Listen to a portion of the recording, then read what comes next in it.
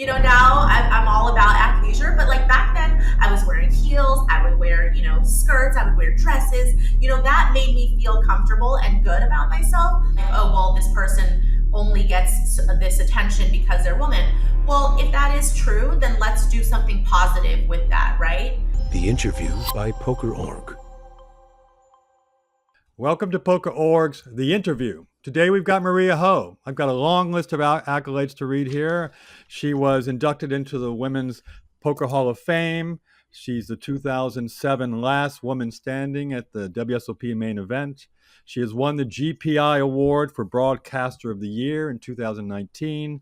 She has over 5.2 million in career cashes and 80 WSOP cashes. And recently, the 2023 Game of Gold winner, and something I didn't know, and she can say for a second, she actually competed on American Idol and went to Hollywood, right? I mean, when that happened before the whole poker thing for you? Yeah, that did. I mean, actually, I went because my sister wanted to audition. So I auditioned with her. And I didn't really think I would get very far because even though I always enjoyed singing, I just never thought it would be, more than a hobby. So it wasn't like I was trying to put myself in that competitive arena. And I was so young that I just didn't think I was good enough. But I guess I was good enough to get, decently far. So it was a really good experience overall. How did Hollywood go? Not good because I think again that inexperience of not really performing much up until that time, not being used to singing in front of people, being critiqued and judged in that way. I think the nerves got the best of me. But it's funny because then in college, I actually went on to do some musical theater in college, and I was actually a part of my college a cappella group.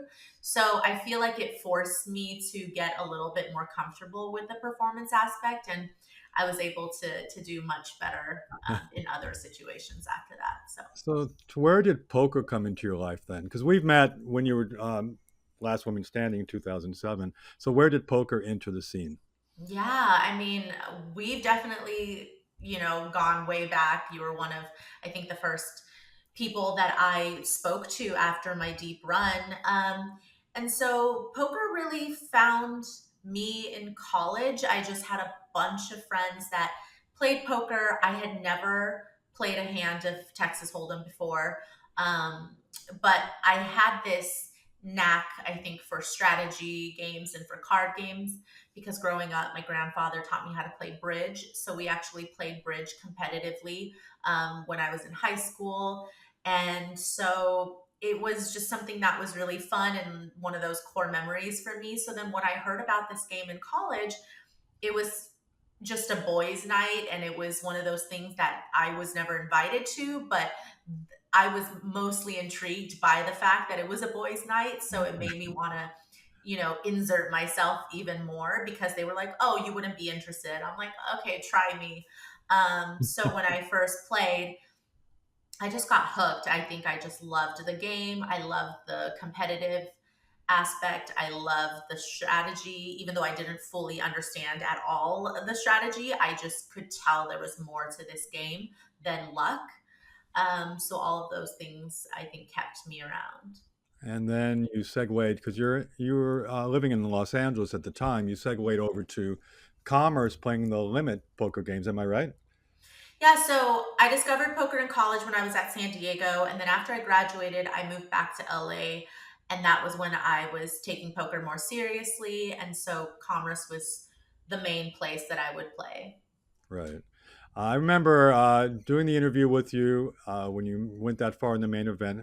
Tell me about a little bit about the experience of the all the eyes on you all of a sudden making that deep run.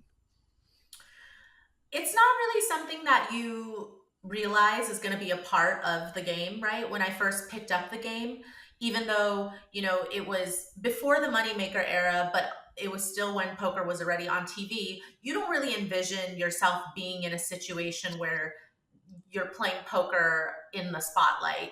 I played poker because I loved the game. I loved the potential monetary and financial gain that could come from it. but there wasn't this piece of like, oh, but one day maybe you're going to turn into, a notable poker player, or that they're going to want to follow you and how you do throughout a tournament.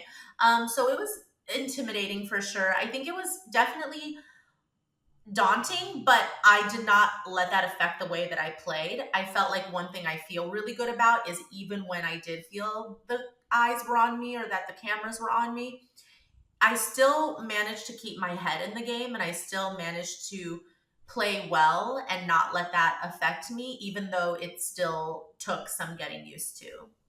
What was the transition from playing limit games and then going to no limit and doing so well within a couple of years? So when I first started, Limit was still the most popular Yeah. game of choice, and so there were just the most games being spread, and I think it just became the default game for me.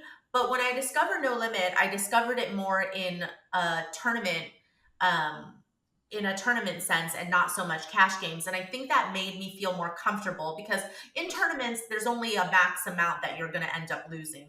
Whereas if I just jumped into no limit cash games, I think that transition would have been a lot harder because all of a sudden, I could lose 10x like the buy-ins versus limit hold'em. So at least that element, there were some restrictions on those parameters that just allowed me to kind of still play my game and not be too worried about the potential of losing X amount. But it was definitely different. I think in some ways there's a safety net in limit hold'em, but in no limit, in order to win a big pot, you're going to have to risk all of your chips. So I think there's always going to be a little discomfort surrounding that initially, but then I just loved the strategy of the game because everybody will tell you, the nuances of limit hold'em or any limit games are still there, and they're still really great edges that you can find in those games. But there is that element when no limit comes in where you're really able to kind of push people to make decisions that are going to be incredibly hard for them because of the value of like risk versus reward proposition that you don't really create in limit situations. And so I think I just loved that extra side of the game. Well, at that time there were no solvers. I mean, how did you pursue studying the game? Were you just experiencing it in the moment, like a lot of players that have never read a book, or were you reading books or studying with a coach? How did you evolve your game? At that time, I think for everybody else and myself primarily, my main method of studying was books. But I remember more than anything, it would be my experience at the Mhm. tables that would teach Yeah. me the greatest lessons and the ones that I would remember far longer than I would something that I read or find in a book. I remember I would just play so many hours. I mean, it was incredible. I would stay at the casino for 18, 20 hours sometimes, just like really grinding it out, really, really putting in the time and getting in the volume and playing so many hands that it got to a point where I was like, okay, if there's a scenario that I haven't seen yet, I just want to play enough hours so that I get to those scenarios. And I think that for me, trial and error and hands on learning is what works best for me. Nowadays I obviously still use all of the modern tools. I will use solvers. I will speak to other poker players whose game I respect. I still read books. I still ingest a lot of information, but I know what really sticks with me is if I try to apply it practically within my game instead of thinking about it all the time on a theoretical basis. Right. I remember a moment because I'm working with Bally, so I'm commentating, and Wayne, you know Wayne well for many Yeah. years. So I was telling Wayne about a time. I said, I'm going to talk to Maria coming up, and she was kind enough when I did the interview to invite me over to a home game, which I'm sure she was after my chips and my money. And her sister was there, and I'm teasing, and her sister was there, and Wayne said, I think I was at that game too, Craig. I don't know if he was, but there was one moment that he reminded me of that you were playing. We were playing small stakes, and that you put a bluff in, a big bluff, and your sister goes, "I don't have a good hand, but I know my sister. She's bluffing."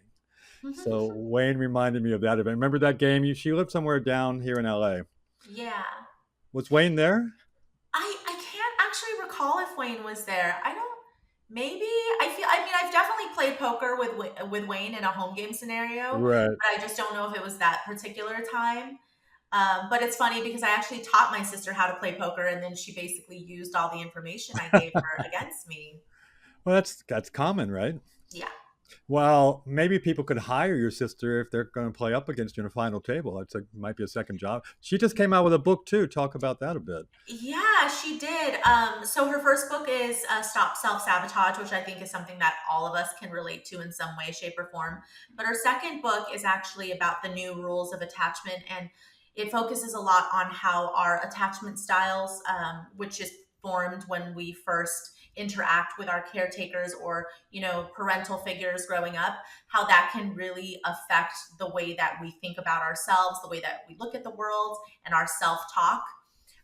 So I feel like stuff like that is so incredibly helpful. Even as a poker player, I think when you let the negative self talk seep into your head, when you make a mistake, a lot of it you're internalizing, and you have to be able to work through the times when you do make a mistake in a hand and not allow it to affect the next decision you make. Mhm. So I think that in general, psychology and poker have so many crossovers, not just from the way that it can impact your own game, but also the way that you read people, the way that you interact, and your interpersonal relationships really matter in terms of maybe getting an edge on somebody at the table, or kind of understanding their mentality and why they would play a hand a certain way.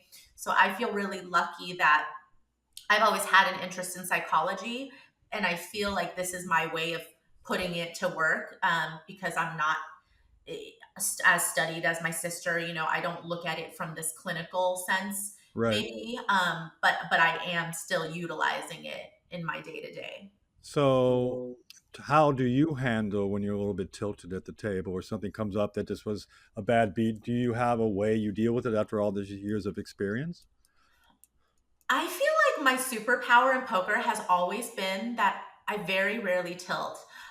Even when I first started, I just never let it get to me. I would always be more upset if I made a mistake than if I got unlucky.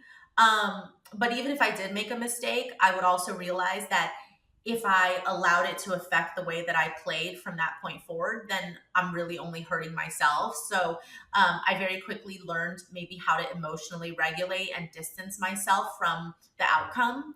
And maybe in some ways that makes me a little cold, right? Like, I think sometimes I now have a hard time expressing a lot of excitement, right? People will say, like, well, you're really good at not getting upset, but I don't even see when you get really excited about a big score or a big beat or whatever, or a huge hand. And I think you have to temper it on both sides, right? It can't just be one or the other.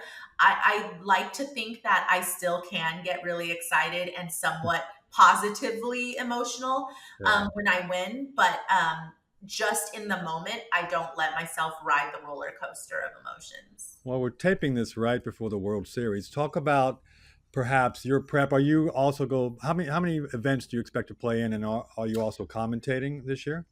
Yeah, I'll be doing both, but as always, I think my focus during the World Series is to play. And if I have time, I will do commentary as well, even though I love both.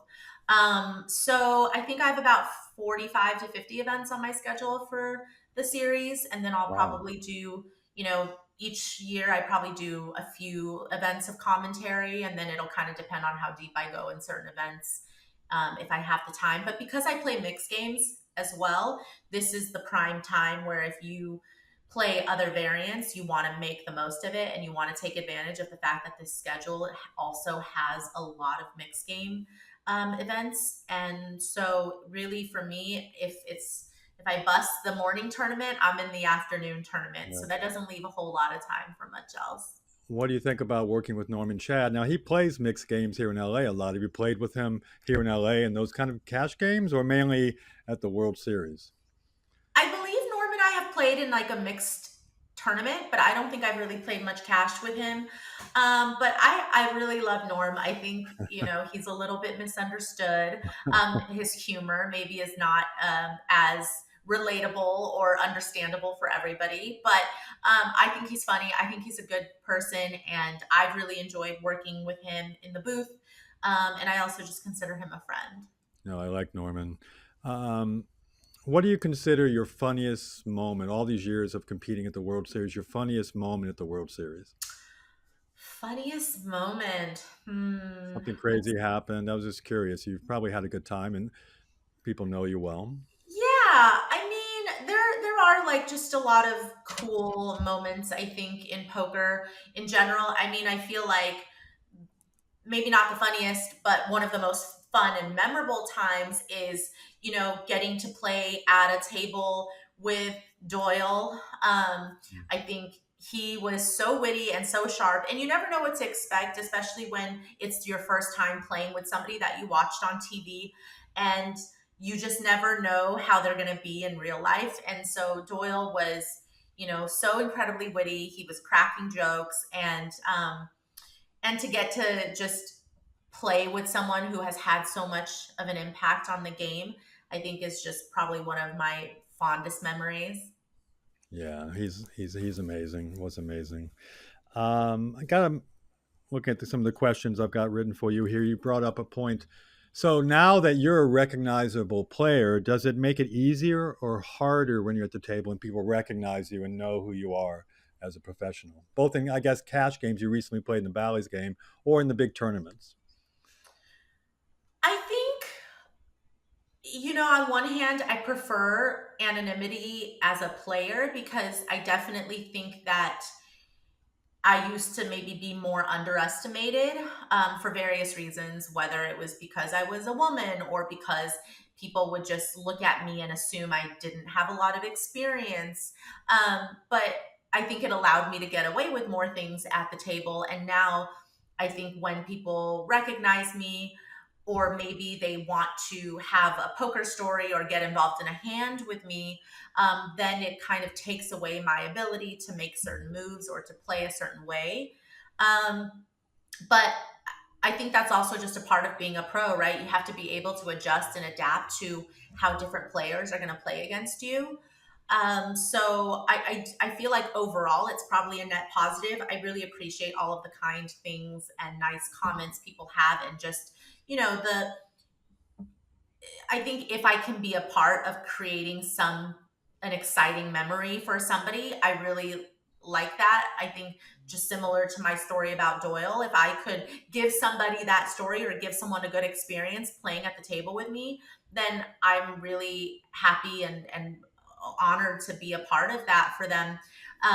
But as far as just like pure poker strategy goes, I just have to adapt to how they are going to play against me because they know who I am. But I take that as a challenge. Yeah, a lot of notable players saying they have to figure out very quickly who's going to go after them Hmm. and play different kind of hands and who's going to like be scared. So you've got to Right. approach both of those different. So I'm looking at a post you made and something that came up recently. What year did you do this cover for Bluff, the new leading ladies? I think maybe somewhere around like 2013 or something, Right. 2014. You've got Liv Boret, Vanessa Selps, always one of my favorite, and Vanessa Russo, who I love.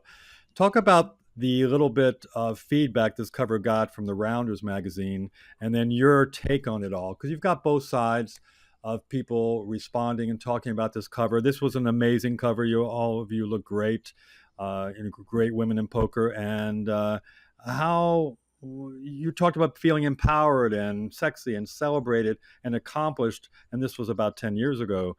So how did you respond when this cover came up of the new Rounder magazine with Olga? I mean, Olga looks great, She and does. I have had experience getting to know Olga, playing with Olga on Game of Gold, and I felt like A, she represented herself really well on Game of Gold, and B, I just really admire how passionate she was in the competition, how important that was for her to do well, and so I really see it with like it's not black and white for me. I can understand both sides, both sides feel pretty strongly. And for me, I think that if a woman and how a woman chooses to represent herself, on a cover of a magazine is totally her prerogative, as long as it's in an environment and a space where she feels comfortable.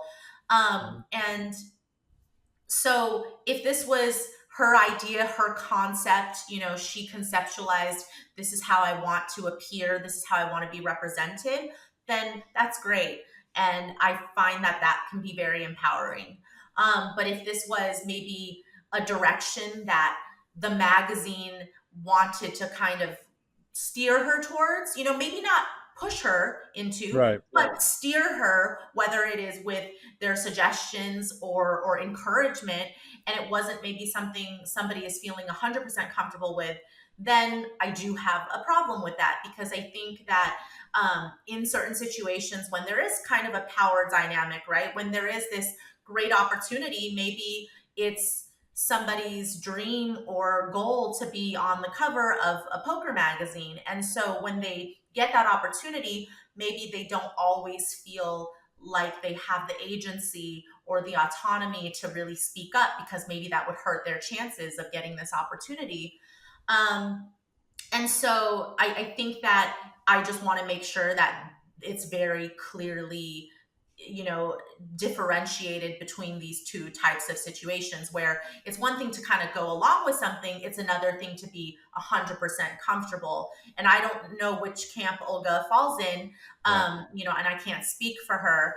But as far as, bring it back to the bluff cover that I did with the rest of the other women, I felt 100% comfortable. The concept, came from Bluff and Lance Bradley, where we had our choices of different outfits we could wear. I remember there was a clothing rack of different things we could put on, but all of them really fit with who we are as people, right? And our general style, and kind of who, and our poker persona, like who we represent, Right. both off the table but on the table as well. I've always seen myself as a very feminine figure, in general. Like, I enjoy embracing my femininity. I used to dress up a lot to play poker. Now I'm all about athleisure, but like back then I was wearing heels. I would wear, skirts. I would wear dresses. That made me feel comfortable and good about myself. And so I didn't think that the things that they picked for me to wear was a big departure from who I was and what I wore to a poker tournament at the time. And also the questions that they asked, I showed the cover, but I didn't show the inside.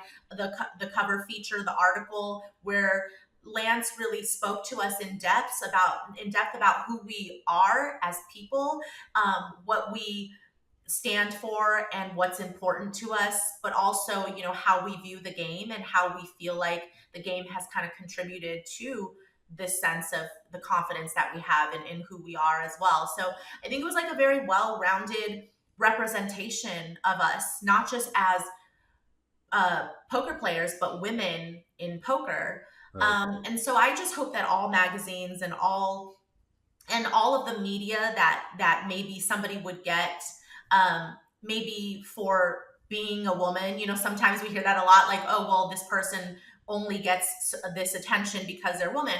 Well, if that is true, then let's do something positive with that, right? Then let's make sure that we are featuring and highlighting women in a way that not only encourages other women to get into the game, but also makes us feel good about ourselves. Because 10 years later, I can look back at that cover and feel really good about it.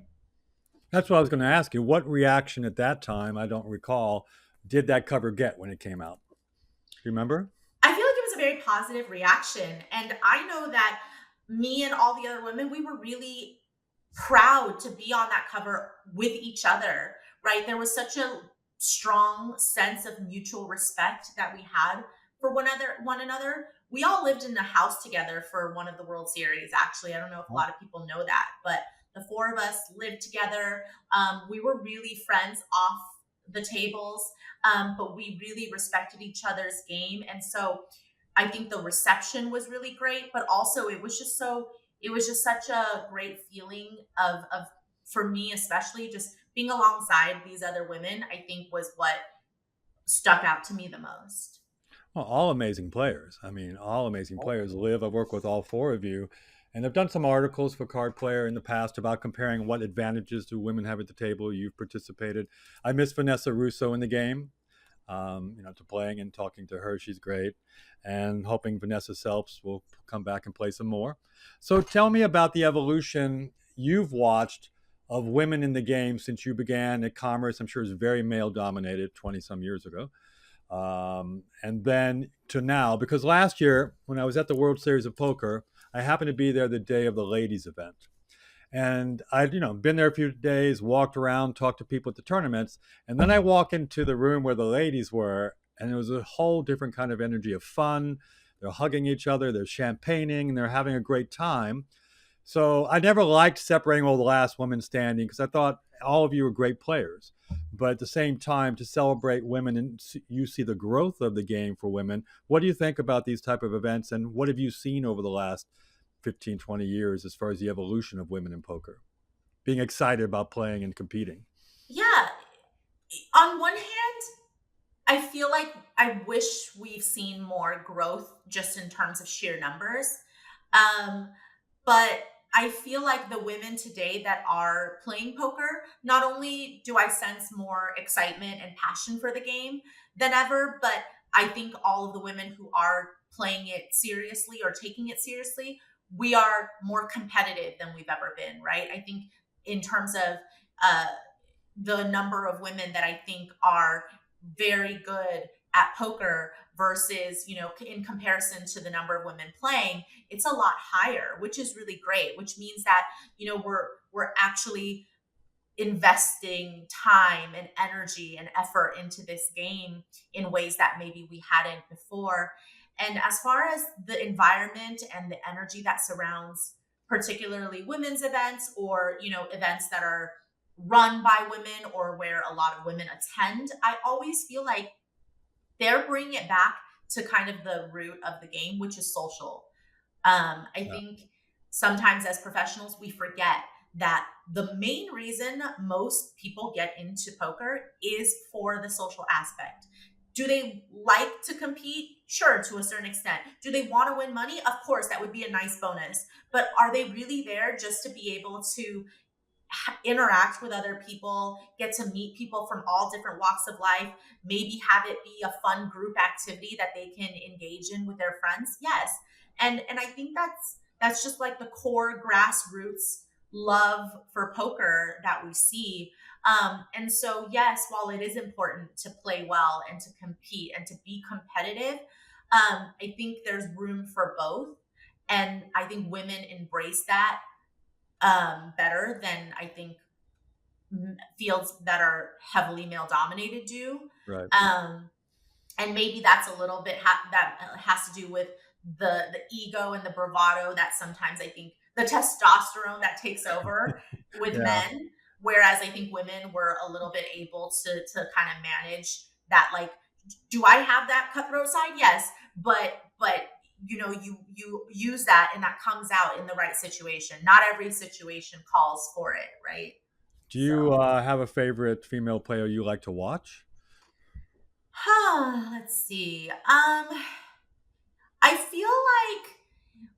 feel like I really liked watching somebody like Kristen Bicknell. I feel like Yeah, she obviously represents a lot of, I think, the modern era of poker, not just for women, but in general. I for think sure. um, she's great. But I also just love the old school women that have paved the way, right? I think more than anybody else, whenever I, watch Jen Harmon play, I've sat behind her before in Bobby's room and watched her play some hands, or, whenever I walk by an Omaha 8 table and I see Linda Johnson and Jan Fisher there, and I'll stop and watch a few hands. Like, that is kind of what I am the most impressed by, because I know a little bit of how much harder their path was to even get to this point and to still be here. Like, the number one predictor of success, or the number one marker of success to me, is longevity. And Right. that is especially true in poker. And women like Jen Harmon and Linda and Jan, like have been able to not only get into poker and excel in poker in times when it was even more rare for women to play than it is now, but they've been around and they're still doing well in poker. They're still making a living playing the game, and they're still just as competitive now as they were back then. And so I think there's a lot that people can take from that and a lot to be admired. Well, when I started writing, there weren't, and you may share a few of them that you know, but the plethora of women's organizations encouraging women to play poker, whether it be Poker Power, Alina Evans' organization, and many, many other. The I think Poker Queens is at it on Facebook. There's so many organizations. Poker Power wants to teach 1 million women poker and how it transfers over into the real world of business. I mean, that was that around back when you were starting to play? I don't think so. No, I mean, it definitely wasn't as prolific. Like I think WPA has been around for a while Long time. and some organizations longer than others, but it was not even close to the number of groups that we have now. You know, there's so many different ones. Um, and it's also great because women are joining multiple groups, so then they have access to different types of people, and some of these groups host seminars or host, sessions where they have other pros come in and speak and go over strategy topics. And so you really get like this plethora of options through these women groups to not only improve on your game, but to also meet other women who play. Right. I've enjoyed watching Victoria Lifshitz rise in poker. It's been pretty amazing. I know Andrew is one of my closest friends in poker, and Andrew Lichtenberger, Lucky Chewy. And to see what she's done and all the cashes she's made just recently, even the last week or so at Poker Go, and an older person, and also Mhm. picking up the game very fast because of her background in computer Yeah. sciences and AI with their site called Octopi Poker. What do you have you watched her play? I mean, it's fun to see her play and her compete with these, Stephen Chip, with these amazing people in poker. It's really, I Yeah. really been enjoying watching her. I've actually played with Victoria, a few times. And I think Victoria is the perfect example of what happens when you have the mind for the game, but you also have the right approach to learning, right? She seems very dedicated to studying. She seems to really embrace all of these new tools that are at our disposal. So I think when you have that passion for the game, but you are also willing to take the time and effort to study and to become good at the game, that you are able to excel. At the very top, at the very elite Mhm. level too. She's done Yeah. amazing. We got to talk a bit about your fun of winning the game of gold. What was that whole experience like for you, and what was the most exciting part of it, and why were you drawn to compete in such an event? What's very cool players, your friend Daniel for many years. So what was the best parts of it for you? The best part is honestly poker being a team sport for some, Yeah. if not most of the competition, right? I think we're so used to this idea of poker being zero sum and also it being very isolating because of that. And so for the first time, I know other people have maybe tried to do different iterations of making poker a team endeavor, but I felt like this one was one of the most successful, if not the most successful ways to approach it. And so I remember there were times when I had never rooted so hard in my life, not even for myself, but I would root so hard for my teammates and I would be so upset. I think one of the things that came out from the show was that I like to curse a lot. And I think the reason why people don't see me curse normally is because again, I don't let myself get that emotional. If you see me lose to a one outer on the river, you will not hear me Mm. cuss. You will not hear me utter a single word. But on that show, when my teammate would get a bad river card, I would be so upset. And so I think it definitely brought out different sides of all of us that I don't think you would normally get to see because of that kind of reality show vantage point of having cameras in the green rooms when we were talking about hands and watching our teammates compete. Um, but I think it also just added this extra pressure, not even in a bad sense, but just I wanted to win for us. I wanted us to all advance, right? I felt like if I didn't do well, then I would be stopping somebody else from having the opportunity to move forward. And that mattered more to me than maybe me even going through. What it seemed like you really enjoyed watching Kinda on the show. Someone I've worked with a couple times. I really love her energy, and she seems to have fun. And you watched her with Jungle Man and interact, and you seem to have a great time with her. Yeah, I got to know Kinda better. I already knew Kinda, as an acquaintance before the show, but I definitely got to know Kinda better being on her team and also just talking to her throughout the days of filming. And I think Kinda's just the perfect example of somebody who she loves the game so much and I can really relate to that feeling of when you're newer to poker, and when you're kind of in the early stages of your career, and just that feeling of wanting to prove yourself, but also just wanting to make sure that you're always putting yourself in the best position to do better and to be better. And I could see that about her is she really wanted to give her best all of the time.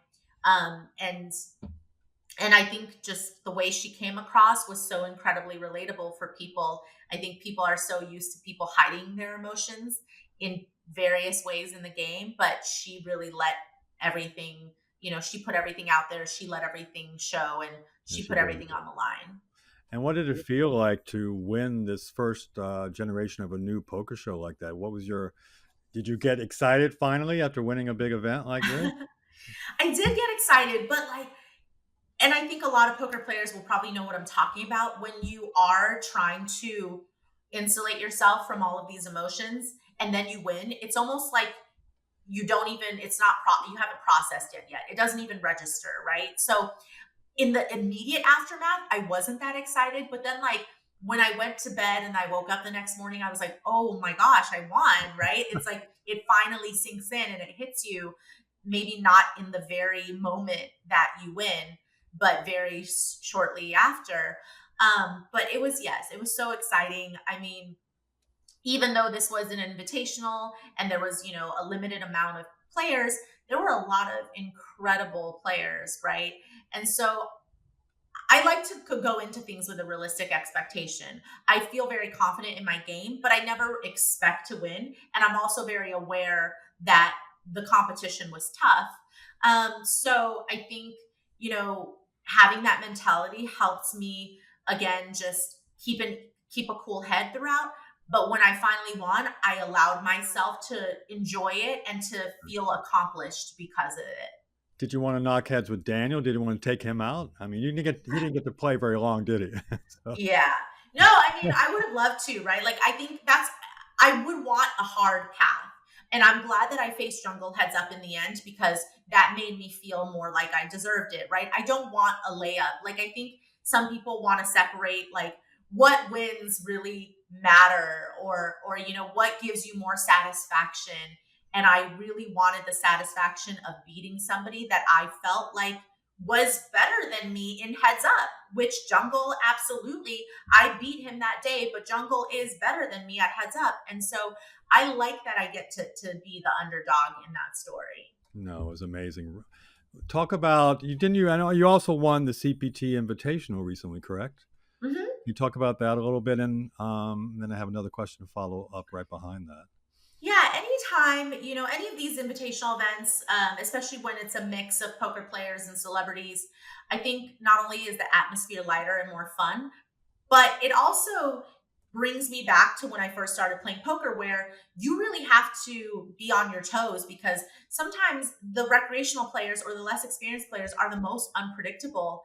And so, even if they're not as strategically or fundamentally sound, they represent a big population of the players that you play against in a lot of these massive fields in Right. WSOP events, right? And so it's always good practice for me to make sure that I'm on top of my game when I'm facing a lot of these unknown type players. But at the end of the day, it's always just so much fun. Like you never know what two cards someone's gonna flip over. There's no such thing as putting somebody on a range. And I love that, and I love that aspect. And I think CPT does something really cool with the types of entertainers and celebrities and athletes that they get, and then pairing it with poker personalities as well. What? So give some advice to people because I mean, even the main event, people play any two cards, some wrecks. But what's your advice for going deep? You've done it at the main event. What's your advice? People upcoming playing in the main event in a few weeks. What's your main advice for playing that legendary event? Yeah, a couple of things. I think one is just remember to not overpace yourself. Again, I think the most common way to put it is it's a marathon, not a sprint. But I think really just remember in your local home game or your daily tournament at the card room down the street, those structures are nothing like the WSOP main event structure. You have so much time. I think people get in there and maybe they don't win pots for a couple hours and they see everybody else at the table winning pots. And all of a sudden, this feeling of desperation kicks in when they have no reason to feel that way because their stack size relative to the blinds is so incredibly deep. But then they feel the need to force action or they feel the need to go after certain spots. And so instead of letting those opportunities come to you, they try to force things. And the more you force it, the more mistakes you end up making. And so to me, I always tell people there's so many players in the main event that are making really big mistakes. It's much better to sit back and try to capitalize on it than to get overly involved and then be the person making the mistakes instead of Mhm. catching the people making the mistakes. And I also think that people just get really easily intimidated in this environment, which I can understand. The magnitude of this event, the amount of money that you could win, but you have to just have confidence and trust in your poker abilities. Don't go there and try to play a completely different game. All right. That is not a good time to try out a new strategy you've never tried before, right? Like that's the time to just default to what you know and try to do it well. Because all of a sudden people get flustered. They see Daniel Negreanu at their table and they're like, oh my God, I got to play differently. I'm playing against Daniel. No, no, no. You just have to play your game. Right. You're playing a ton of tournaments at the World Series coming up, and you're going to be commentating when you can. So, how does Maria Ho recharge her batteries after all this? What do you do? Do you have a set routine to go out by the pool, or what kind of things do you do to get your energy back and do this marathon well? Definitely in my younger years, I just like pushed through every day and I just relied on my youth and my stamina to get me through. But nowadays, I mean, definitely in the last 5 to 7 years, it's completely changed. I really value a set routine every single day, whether I play or I don't. So that routine involves meditation, yoga, sun exposure, and just making sure that I'm always in a good mental state to play. So if there's something on my mind, if I wake up and my inbox is cluttered or I have something that I've been putting off that I haven't taken care of, I make sure to do all of that first before I go and sit down at the table instead of try to multitask. There were times where I knew I had to respond to all of these people or to do all of these other things. And I was like, oh, it's okay. I'll just sit at the poker table. And when I'm not in a hand, I'll go do all of those things. But those things are obviously not only distracting you from playing your best game, but it's very hard to focus in when there are all of these other outward things and noise and distractions that are taking you away from it. So once I kind of have a clear plate, then I'm able to really play my best. I try to stay on top of everything so that I don't feel like my mind is cluttered. But I also will wake up and say, hey, I have this marked on my schedule and I said I was going to play, but I'm not going to play Mhm. because of X, Y, and Z. Right. So I don't force it because I also know on the days that I go and play when I'm not feeling it, I actually play a lot worse. Um, and so instead of thinking that I can get myself ready if I don't already feel ready, I just won't go if I know that I'm not ready. What What are your passions outside of poker? Um, my passions outside of poker, I mean, honestly, these days, a lot of it is about spending quality time with my family. So to me, it's about doing things that the important things that matter. You know, my sister recently, she spoke at TEDx in Reno, and I had the option of going to play in a poker tournament or going to see her. And I think 10 years ago, I would have chosen to go play the poker tournament. But Right. this time I was like, there's always going to be another poker tournament. This is a really big deal for my sister, and I want to be there to support her. So, you know, even if it's something as mundane as my dad had, maybe this isn't mundane, but my dad had an important doctor's appointment. And before, maybe I didn't make that a priority to kind of accompany him and to be there for him. But when you get older, you start realizing that you become kind of the parents for your parents, right? Yeah. So now I want to go with them to their doctor's appointment. I want to drive them if some place they want to go is an hour away. You know, I'm not really leaving them to their own devices.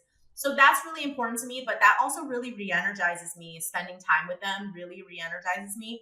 But I also just really love philanthropy. I spend time looking for local volunteer opportunities.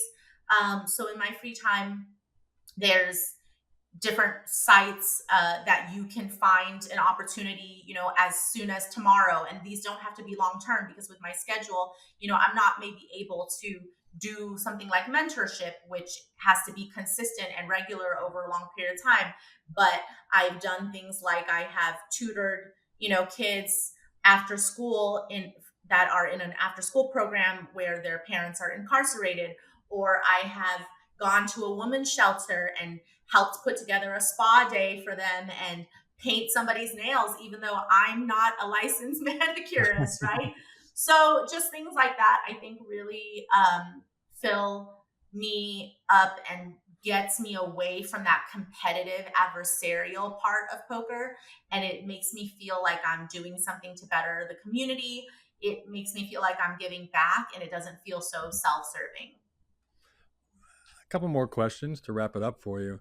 What I've been thinking about this since the beginning. What do you love, like love, really love deeply the most about playing poker?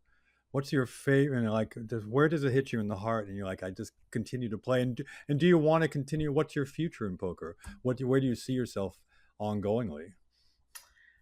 Honestly, I feel like the thing I love most about poker is there's always more to learn. There's never been a poker tournament that I've played where I walked away feeling like I played it perfectly or that was so easy. I'm constantly being challenged every time I sit down at the table and in the most unexpected ways from the most unexpected people. I think poker has shown me really to never underestimate somebody, to always like be very to stay sharp and to be very aware of my surroundings. I think there's nothing else that I could do for a living where I'm basically being paid to be aware of everything that's happening around me, and that can directly affect my ability to do well. And so that's also created an enormous amount of, I think, um, empathy that I will have for people and their situations, because I feel like I'm very in tune with people's feelings, and with, you know, how that might translate in a poker hand, but also away from the table too. But and this isn't just like a secondary to this part, but Hmm. I also have really loved getting to meet so many different people from so many different walks of life. I think both of those things come hand in hand. It's just the people that I've met in poker, the people that I've encountered, the opportunities that it's led to, but also just the interesting people and conversations I get to have on a regular basis, is something that I just don't know if I could have in any other environment. Um, and so it's led to me developing interest in things that I never thought I would take an interest in. Right. But people just keep opening my eyes up to ways of looking at the world or just hobbies and interests. And I think every day I'm being exposed to something new. Well, so you've done reality shows, things like that. I was thinking, what's your vision for growing the game in the future outside of the traditional ways that we've been doing it, the YouTube or the training sites? What's your vision? Because you do cross over. I loved listening to you at Triton when you were commentating there. What's your vision to grow the game in maybe some non-traditional ways that you've thought of or come across that worked best for you and you were excited about when it got into the mainstream? Yeah, I mean, I think a part of it is like a little more education on poker in general. Poker is such a hard game to master. And so I think people feel very intimidated by it. So again, creating more fun environments to play poker, right? Where it's not that serious, but there's so few people that I've introduced to the game that didn't just love it once they could grasp what poker really was about. So whether that is, even shows like Game of Gold, I think if they chose to open it up a little bit in terms of who the competitors are and pick some more mainstream people and also opened up some of the different challenges and games to being outside of poker specifically, I think people will start to understand that poker is a game that they can learn, that they're going to love, but that also has so many other applications to life. I think is about showing people how skills that you hone in poker are actually really great skills for you to learn in business, in negotiating, um, in taking risks, and in empowerment as well. And so again, organizations like Poker Power I think are doing something along those lines where I think it's just exposing it to the masses. I feel like I wish I had a more specific answer or like a formula. I think that's left up to people maybe more creative than I am, but I still think poker is under this shroud of stigma though, and that first and foremost is what I think stops people from talking about poker Right. in the way that they talk about chess, for example. There is this kind of social unacceptance of it still, but I think that's because they're misunderstood about what the game is really about. No, speaking about chess, I've enjoyed watching Alexandra Botez's rise in the game and her having fun playing. She's great. So, can you let the PokerOrg audience in on a little secret? Are they inviting the defending champion back to Game of Gold Part 2, or can you talk about it at all? I don't think I'm supposed to talk about anything that I know, but I don't even know as much as you guys probably think I know. So, I mean, I think what we can say, which has probably already been put out there in various forms, is that it will definitely be back. They haven't decided when they will start filming. So it hasn't been filmed yet, just to clear that up. I know there was some confusion about that. They haven't started filming. They don't know where they're going to film it yet. They filmed it in Korea the first time around, but that might not be the case again. They will definitely be inviting back some people from the first season, that's for sure. I mean, I'm pretty sure like I'm going to get the invite back from everything that has been said and all that, but I don't want to guarantee it. Um, but you will see some of your favorite characters from the first season, but they also want to include a lot more faces as well. So there's actually going to be more competitors the second time around than the first time. But I know that they're definitely working on it to be bigger and better and even more successful than the first one. If you had to pick one person you'd like to see come that wasn't in the first season, who would you pick of all the female, male, any poker players out there or celebrities? Who would you want to be there? I mean, celebrities, I feel like there's just such a long list. I mean, is it totally out of the question to get Matt Damon to play? I That's cool. don't know. But poker wise, I would love to see the Galfons actually. I would love to see Phil and Farah up in there. I think they're not only amazing poker players, but an amazing couple. I would love to see what would happen if they competed against each other. And I think they both have such a cool, fun personality for this type of show. Yeah. Well, thank you, Maria Ho, for joining us. Good luck at the WSOP starting any day now. And have a great day. Thanks for joining me. It's been a long time since we've talked. I And know we you can't. shared. We have to do this again sometime a lot sooner. But it was nice to chat with you, and thanks for having me Yeah, on. thank you, Maria. Appreciate you coming to PokerOrg and doing it with me. Of course.